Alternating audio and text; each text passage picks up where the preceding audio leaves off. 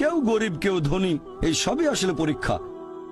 আর আল্লাহ পবিত্র কোরআনে বলেছেন, সূরা আনফাল অধ্যায় নম্বর 8 আয়াত নম্বর 28, আল্লাহ বলেছেন যে অবশ্যই তোমাদের ধন সম্পদ আর সন্তান সন্ততি এগুলো তোমাদের জন্য পরীক্ষা। এরপর সূরা মুনাফিকুন অধ্যায় নম্বর 63 আয়াত নম্বর 9, যে তোমাদের সম্পদ আর সন্তান সন্ততি যেন তোমাদেরকে আল্লাহ তাআলার স্মরণে উদাসীন না করে। আল্লাহ তাআলা এক একজন মানুষকে এক একভাবে পরীক্ষা করেন।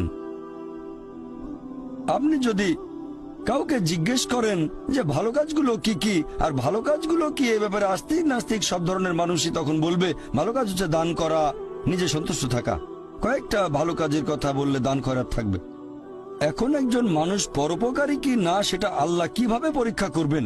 কিন্তু সবার সম্পদ যদি সমান থাকে, পরীক্ষার ব্যাপারটা তাহলে আসবে কিভাবে?